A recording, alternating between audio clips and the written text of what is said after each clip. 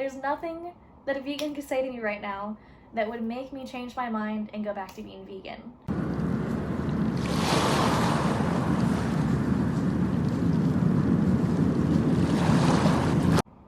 Welcome back to my channel. My name is Abundance Emmy. Welcome to my nest. Today we are going to be talking about why I am no longer vegan. So back in high school, when I decided to become vegan, I became vegan after getting very ill from food poisoning. I was tired of eating meat. I had just gotten sick from eating meat. Dairy made my tummy feel upset. I felt sluggish all the time, and so it just felt like I needed a aggressive realignment of my diet and to try something else out. The first couple weeks went really smooth because I was also trying to recover from having food poisoning, and I wasn't really craving anything super heavy, and I was regaining my strength, and so just eating felt really nice. Fast forward to a month of being vegan, I'm in school, I'm dancing ballet 5 hours a week, and I kept on feeling faint all the time, especially when I'd come home from school, and I came to the conclusion that I wasn't eating enough protein or food in general. I looked into more recipes, made some adjustments, packed bigger meals for school, got a little more of a hang of it, and started to feel pretty good from being vegan. And I didn't want to quit after a month. I had seen a lot of people who had tried it out and then it got too hard and so they quit, and I am too stubborn for that. I wanted to persevere. And the more and more I became engulfed in the vegan community, the vegan community, it's tough out there, guys. It's tough. But I was falling for it, of course. I delved into the vegan community, was listening to some pretty strict vegans. There were some things that I could pick apart and knew that I didn't agree with. Like, there's one guy that I was watching who didn't believe that leather products should even be in rotation, even if they're used. If you had something leather, you should just throw it away, which does not sound sustainable to me. And if the animal already died to make that thing, then we should use that thing. Yeah, so there were some things in the vegan community that I didn't understand or agree with, but then there was a lot of people that really captivated me. And when I first became vegan, it was for health reasons, but more of the moral and sustainability aspects of veganism came in a little bit later. And I also knew that a lot of vegans could be really aggressive, and so I was trying not to be that aggressive vegan, but in turn became that aggressive vegan, of course. The first year of being vegan, I went through that whole roller coaster of delving into the vegan community, getting pretty hardcore about it. I felt pretty committed. There were still some parts of me that missed eating certain foods, was pretty committed to veganism for the first couple years. I did, after a couple years, start questioning it a little bit more, was starting to think like, I don't know if I could ever eat dairy, but I do agree with some meat eaters' practices. If you have to go hunt your own meat and you live out in the middle of nowhere, that makes sense. Try to be as selective as possible about what animal products I eat. But I guess I should get into that later. Rewinding. The story of Emmy being vegan. A couple years in, was starting to have some second thoughts. 3 years into being vegan, that was COVID times. Yeah, 2020. That is also the year that I started dating my boyfriend Garrett. For a while, he was pescatarian and I was vegan. And then our 1 year anniversary came up. We were visiting Hawaii with his family, and I decided that for our anniversary, I was going to eat sushi for the first time in 3 years. Hey, this is Editing Emmy, and I'm recognizing that I'm saying 3 years at this point in the video, but I was vegan for 4. I was vegan for a total of 4 years. Just want to clear that up. Because that was something that I had really missed, and we were at one of the most prime places to be eating the best sushi ever, and goddamn, that was the best sushi of my life still. That experience, the way that I felt after eating sushi for the first time in 3 years, is indescribable. I felt like I had been depleting my body of resources for a really long time. Just this tiny bit of eating fish jolted me back to recognizing what my body was lacking. When we got back from Hawaii, I decided that I wanted to start eating fish again. Only eating fish when Garrett and I would go out to sushi. And then for a while, I was still buying all my groceries primarily vegan, but if we'd eat out, I had more leniency.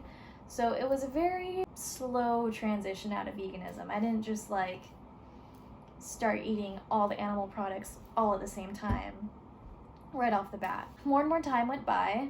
I started eating dairy, seeing if that was something that my body could handle. I tested out different kinds of cheeses and different kinds of milks and all sorts of things. Found a pretty good balance of how much dairy I could consume. It wasn't until recently, this last month, I've been having some more health concerns, still feeling like I'm not getting all of the nutrients that I need. And so I decided to slowly start reintroducing meat into my diet. This decision was made based off of a couple different things. This year, I guess, this last, let's just say 6 months, I've been really focused on tuning into my body's needs, trying to be as balanced as I can in all aspects of my life. So my sleep schedule has improved, my emotional regulation has improved, exercise and physical movement has improved. So when all these different aspects of my life started to feel really good and balanced and I still wasn't feeling well all the time, I decided to start eating meat again. I'm still in that kind of liminal, like eating certain meat, not eating like a huge amount of meat, not really wanting to eat it when I go out. It ultimately came down to my health, came down to taking care of myself. So some of the ways that I'm consciously eating meat are only getting meat from sources that I trust, eating meat in very small quantities. If I do decide to eat meat, I eat all the meat that I choose to buy, and so none of it goes to waste. I have started saying gratitudes before I eat. I thank Mother Gaia for providing me with another day on this beautiful planet. I say my gratitudes to all of the people's hands who have touched the food that I'm about to eat. And then I also say gratitude to the animal who died in order to sustain me on this day. I've also been examining the ways in which I have had limited thinking, ways in which I have put up barriers in my head and realized that no one else put them there but me, and I can break them down. Trying to flow easier through life, trying to be in more gray area and not in such strict boundaries. And that's been really healthy lately, especially for someone who has a anxious attachment style and craves that control and craves the black and white. Being able to sit comfortably in these gray spaces and allow room for trying new things and experimenting and not being so hard on myself has been really important to my both physical and mental health lately. I remember being vegan and really wanting to commit to it and thinking, I don't want to fail, basically. It came down to, I am trying this, I am committed, I don't want to fail. And part of that comes with being more gentle to myself. Along with breaking down those boundaries, it's about recognizing the blockades and the harsh boundaries that we put ourselves in and try to hold ourselves accountable to that are actually destroying us. Because if I had never ate that fish in Hawaii, if I hadn't chosen to break one of my own rules for myself in order to try something new, I don't think I'd feel as good as I feel today.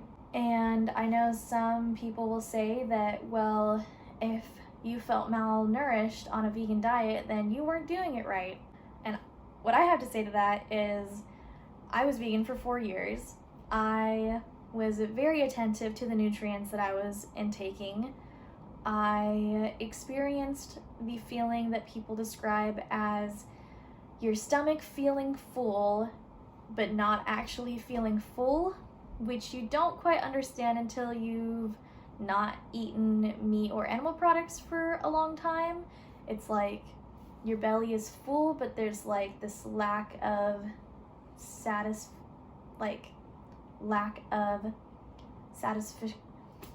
What is that word? Satisfaction. I was trying to say satisfaction, and I was so stumped. I don't know why. Satisfaction. Being satisfied? Satification? Is that what the word I'm looking for? Satisfaction. You're full, but you don't feel full. That's what I'm trying to get at. You're full, but you don't feel satisfied. Also feel like I gave it my all, and it's okay to not restrict yourself for your entire life, because I also realized that I was depriving myself of some of the joys of living. When I first started eating cheese again, every time I ate cheese, I was like, God damn, I'm so glad I'm not vegan anymore. And I know it all. I know that cheese has addictive properties to it. I know that. I know the whole spiel. There's nothing that a vegan could say to me right now that would make me change my mind and go back to being vegan. I've tried it. I've been there. I've done that. I'm at peace with letting that part of myself go. I think being too far in one direction or the other, no matter what it is not healthy. I believe that we need to exist in the middle ground, or at least try to exist more in the middle ground. It not only educates yourself more, it allows us to have a more open mind and be more compassionate for people whose experiences we don't understand, because you can't truly know what someone is going through unless you've been in those shoes. To my past self who is vegan, judging people for no longer being vegan, this is for you. If you are vegan and considering not being vegan anymore, do not let the guilt of the vegan community keep you in that box, okay? Because there's a lot of guilt. And that's not to say that I don't care about animals, because I love animals. I care about animals. I do not grossly consume animals, and that is the difference. There is a healthy way to do different things in life, okay? It is not all or nothing. It is not worst case scenario all the time. We can exist in the middle ground. Making a decision based on feeling guilty or feeling fearful is not a decision you should be making. Our decisions need to come from a place of love, not from a place of fear. When I first went vegan, I was making that decision based on fear. Now, I'm able to make the decision based on love, based on loving myself, and based on still having love for the animals that I'm consuming.